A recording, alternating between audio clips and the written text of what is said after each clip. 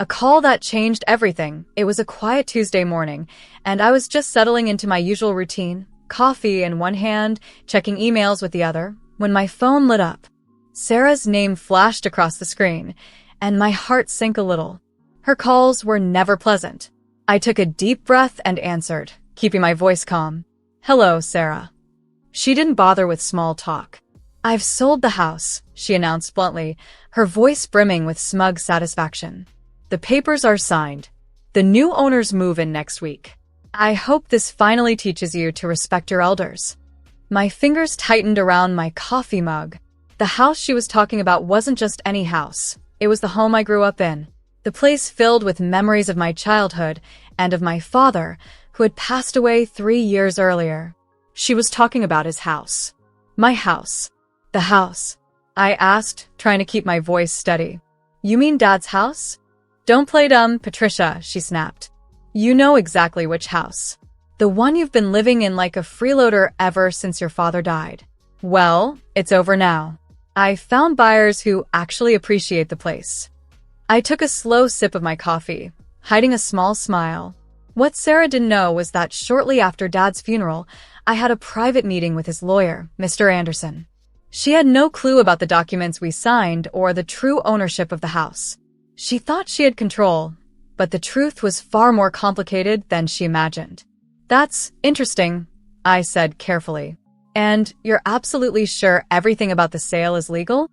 Sarah scoffed. "Of course it's legal. I was his wife.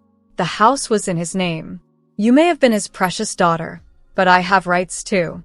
Maybe next time you'll think twice before questioning my decisions, especially about the remodeling." There it was, the real reason behind this whole power play. For months earlier, I had stopped her from destroying the home's unique charm. She wanted to tear out the hand-carved wooden banisters, rip up the old hardwood floors, and replace the stained glass windows my father had spent years restoring. She wanted to wipe away every trace of him, every detail that made the house special. And I couldn't let that happen. "I see," I replied, carefully controlling my tone. "Well, I hope you got a good price for it." "Don't worry about the price," she snapped. "Just make sure you're out by next Friday. The new owners are eager to start their renovations." I could practically hear the triumph in her voice and imagine the smug grin on her face. She pictured me scrambling to pack boxes, desperate and defeated. If only she knew the truth. "Thanks for letting me know," I said coolly. "Goodbye, Sarah." And with that, I ended the call, knowing full well that the story she believed was about to take a very unexpected turn. I couldn't help but smile. Sarah had always underestimated me, just like she had underestimated my father's wisdom. She believed she knew everything about our family's affairs, that she had outmaneuvered everyone. But what she didn't realize was that there were parts of our story she'd never understood. I picked up my phone and dialed Mr. Anderson, my father's longtime lawyer. "Patricia," he greeted warmly, as though he had been expecting me. "I figured I'd hear from you today." "She did it," I said, almost amused. "She tried to sell the house." "Did she now?" he replied, with a slight chuckle. "Well, this should be interesting. Would you like me to get things started?" "Yes, please," I said. "And Mr. Anderson, make sure the buyers know exactly what's going on. I don't want innocent people getting dragged into Sarah's mess." After hanging up, I slowly walked through the house, my house. I let my fingers trace the walls my father had painted, the door frames he'd repaired with such care, and the cozy window seats where he and I used to sit and read for hours. Every corner of this home held a memory. It wasn't just a structure, it was a living scrapbook of our life together. Sarah had married my father 5 years ago, when I was 24. At first, she played her role well, smiling sweetly, acting like the loving stepmother. But it didn't take long for her mask to slip. She began making snide remarks about how close Dad and I were, suggesting I was too attached or too involved. She pushed constantly to change things in the house, wanting to modernize and strip it of everything that made it ours. Eventually, my father saw through her, but by then his health was already declining. I remember one evening during the last months of his life, he called me into his study. Sarah was out at one of her weekly spa appointments, and he looked tired, his face pale but serious. "Pate," he said softly, using the nickname he'd called me since I was little. "I need you to trust me. Things aren't what they seem with Sarah, and I've taken steps. When the time comes, go see William Anderson. He'll explain everything." I wanted to ask more to understand exactly what he meant, but he was so weak, and I didn't want to push. 3 weeks later, he was gone. Sarah didn't waste time. Almost immediately after the funeral, she began making her move. She boxed up my father's belongings, sent some to storage without asking, and redecorated several rooms.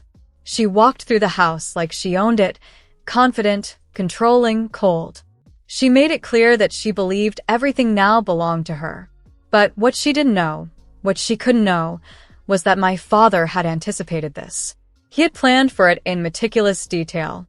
When I met with Mr. Anderson shortly after the funeral, he revealed the truth. Despite appearances, the house was never solely in my father's name. Through careful legal arrangements, he had made sure I was protected. This home couldn't be taken away. Not by Sarah, not by anyone.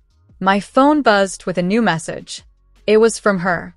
"I expect the keys on my desk by Thursday. Don't make this difficult, Patricia." I read the message twice, then typed back with a calm, steady smile on my face. "Don't worry, Sarah. Everything will work out exactly as it should." She didn't reply. She probably thought she had won, believed I was finally giving in. But what she didn't realize was that the real show was just beginning. And there I was, with a front row seat to watch Sarah's carefully laid plans fall to pieces. My father had always told me that patience was one of the greatest strengths a person could have. Sometimes, he would say with a quiet smile, the best thing to do is wait and let people show you who they are. Well, Sarah had done just that. She had revealed exactly the kind of person she was. Now it was my turn to show her who I had become. The rest of that morning, I spent in my father's study, flipping through old photo albums he had kept tucked away in the back of a drawer. One picture made me laugh. Dad and I, covered in paint and sawdust, working on the house together, grinning like kids at summer camp. Another showed us kneeling in the garden, surrounded by the rose bushes he had planted and tended with so much care over the years. Those same roses Sarah had once tried to have removed, calling them too old-fashioned. I had stopped her then, and I was about to stop her again now, only this time, she'd never see it coming. Just as I placed the last album back on the shelf, my phone rang. It was Mr. Anderson. "The wheels are officially in motion," he said, his tone businesslike but with a hint of satisfaction. "The buyer's lawyer has been informed.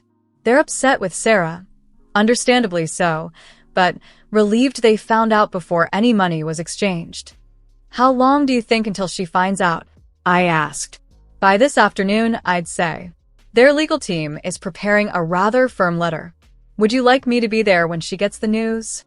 I paused, picturing the confrontation. As tempting as it was to watch her reaction firsthand, I shook my head. "No," I said. "Let her handle it on her own. She needs to face this by herself and understand what she's done." "As you wish," Mr. Anderson replied. "But, Patricia, be ready for her response. People like Sarah don't handle embarrassment very well." He was right. Sarah had always prided herself on being the one in control. Being outmaneuvered and exposed, especially in front of potential buyers, would be a deep bruise to her ego. But that was the lesson, wasn't it? She had tried to take something that wasn't hers, and now she'd have to deal with the consequences. I didn't have to wait long. Around 4 p.m., my phone lit up with a storm of missed calls and angry texts.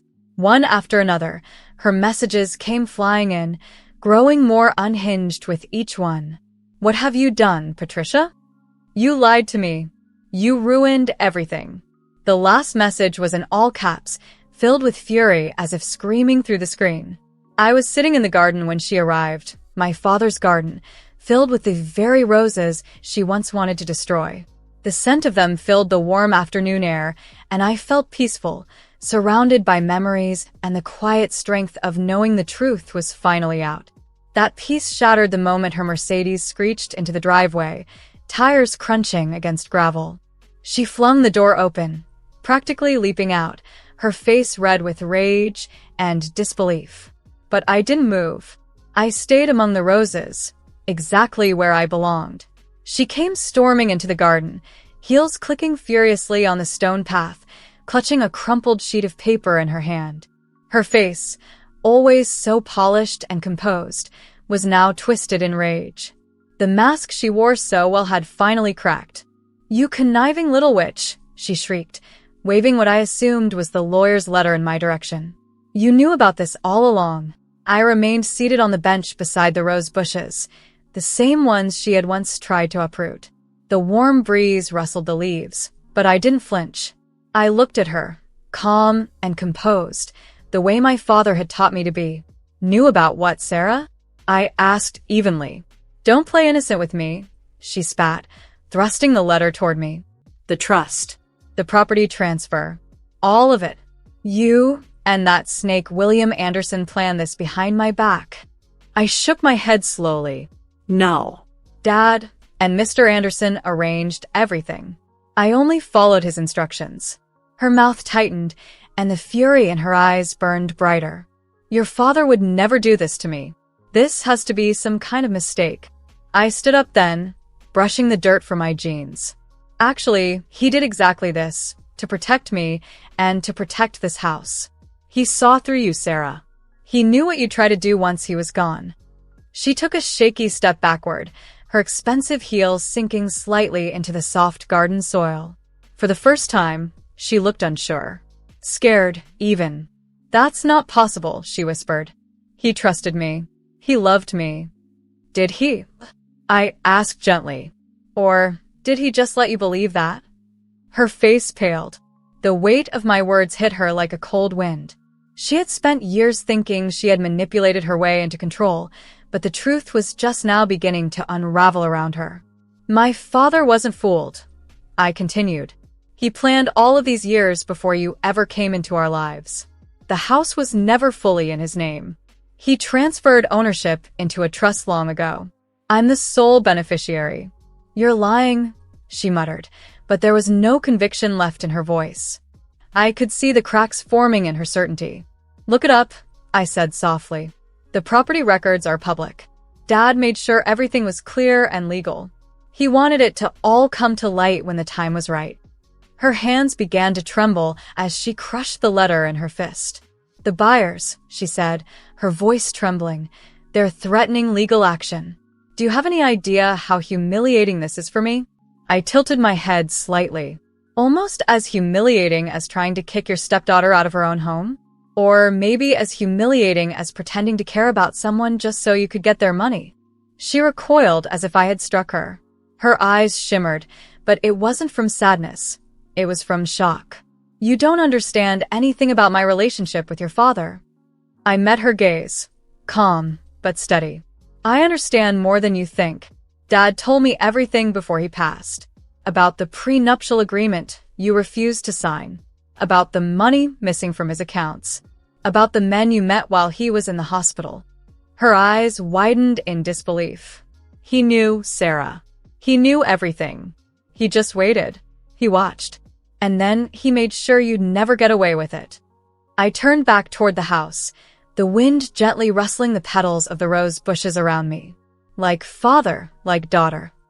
Sarah took another step back, her designer heels now caked in dirt, her expensive suit stained with streaks of garden soil.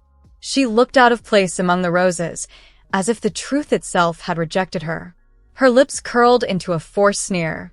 "This isn't over," she threatened, but her voice was weak, stripped of its usual edge. "Actually," I said calmly, pulling out my phone, "it is."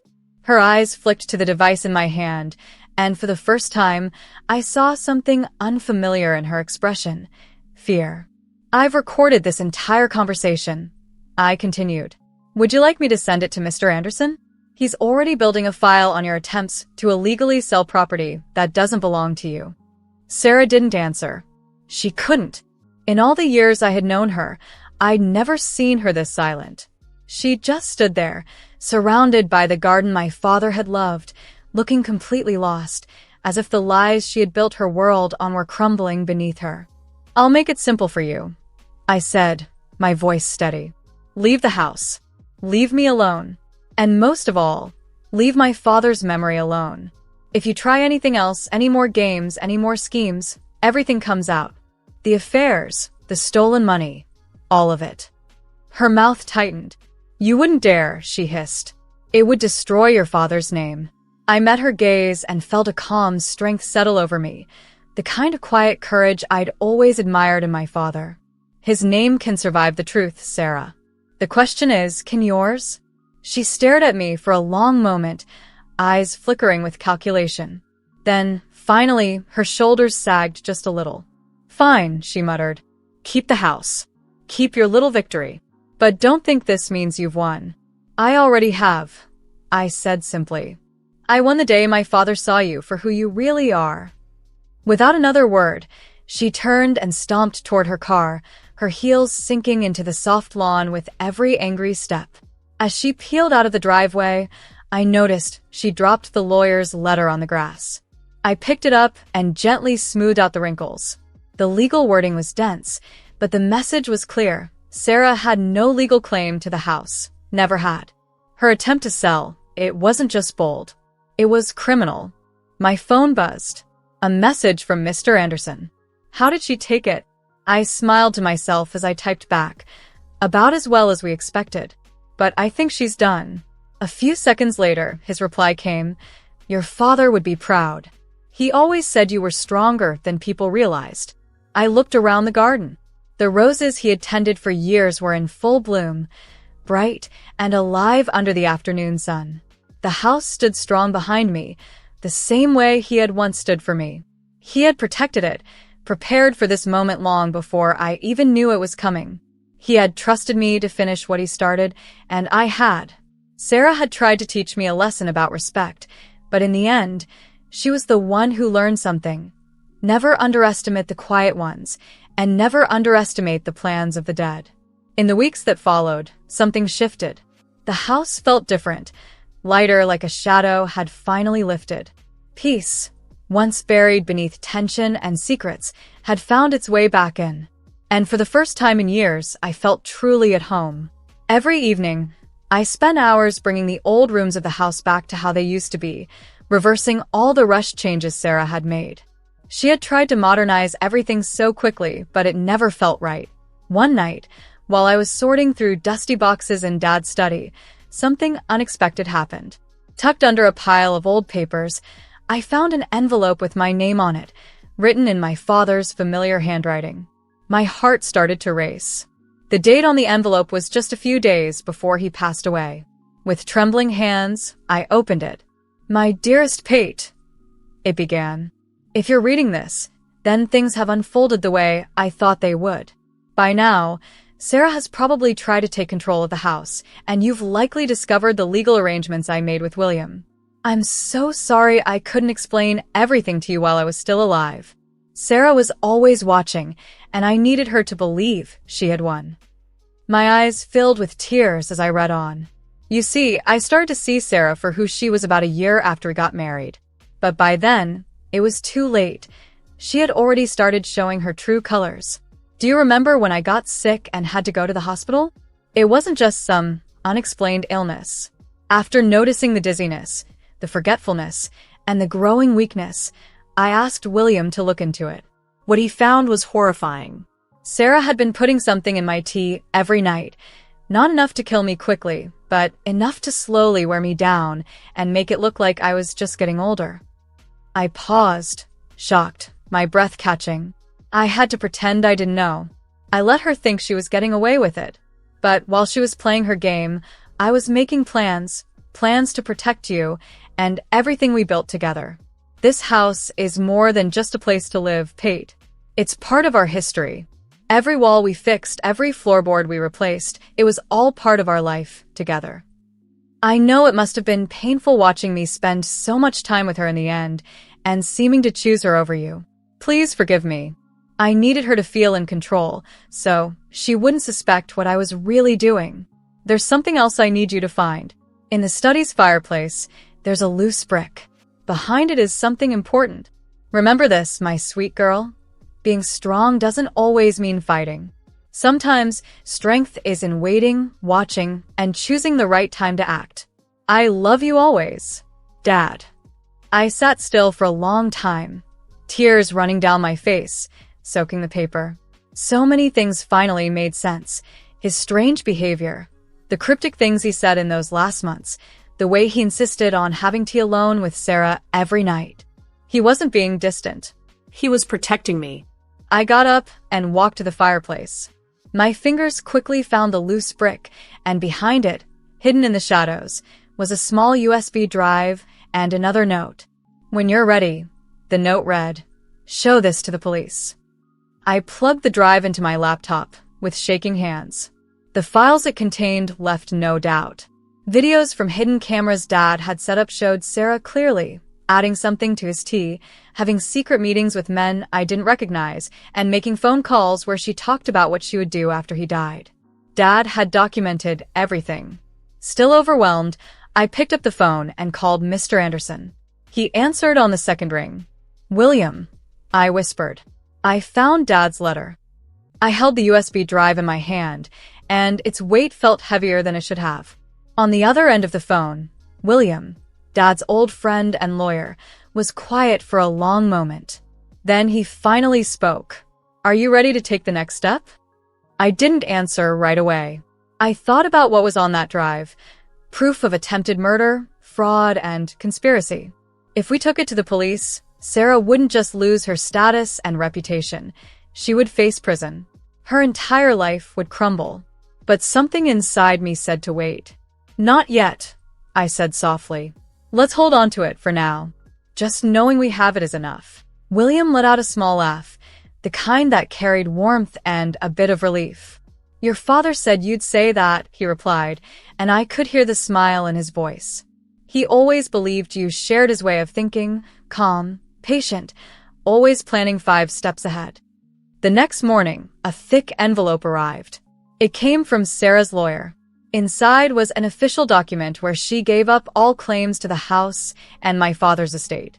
No conditions. No fight. Just surrender. Tucked inside was a short, handwritten note. "You win, Patricia. I'm leaving the state. Don't expect to hear from me again. Just keep what you know to yourself." Of course, she had found the hidden cameras. After our confrontation, she must have torn through the house searching for anything that could expose her. She didn't find the USB drive, but she suspected it existed. And that was all we needed. The threat of the evidence was stronger than the evidence itself. I stood in Dad's study after reading her letter, surrounded by the familiar scent of old wood, paper, and memories. This room, this house, our home, was safe now. He had protected me even in death. He had taught me one last lesson in silence, that real strength often comes not from reacting, but from knowing when to wait, when to act, and when to simply let the truth speak for itself. The house stayed just as he had wanted it. Every piece of furniture, every crack in the floorboards, every faded photograph told our story. It wasn't just a place. It was a symbol of everything we'd shared, our love, our struggles, our victories. Sarah had tried to take it all, but she had failed. Just like she had failed to come between me and Dad. Out in the garden, his roses were blooming brighter than ever. I took care of them the way he used to, pruning them gently and talking to them like old friends. Each flower that opened felt like a whisper from him, a reminder that he was still with me. Sometimes, as I knelt among the petals, I could almost hear his voice. "Remember, Pate," he used to say, "the strongest roots grow in silence. They stay hidden until it's time to bloom." He had been right. Real strength doesn't always come from confrontation. Sometimes, it comes from watching, waiting, and letting others reveal their true selves. Sarah showed me what deceit looked like. But Dad, he showed me something much greater. How to see clearly, how to protect what matters, and how to win without ever losing who you are. The house still stands, calm and steady, like a quiet monument to love, patience, and justice. Not loud or flashy, but complete. And somewhere I like to think, Dad is watching, smiling with pride. His final lesson stayed with me. As for the USB drive, it remains hidden, tucked safely behind that same loose brick in the fireplace. A silent guardian, a quiet piece of truth. It might never be needed, but it's there. Just in case. After all, as Dad always told me, timing is everything.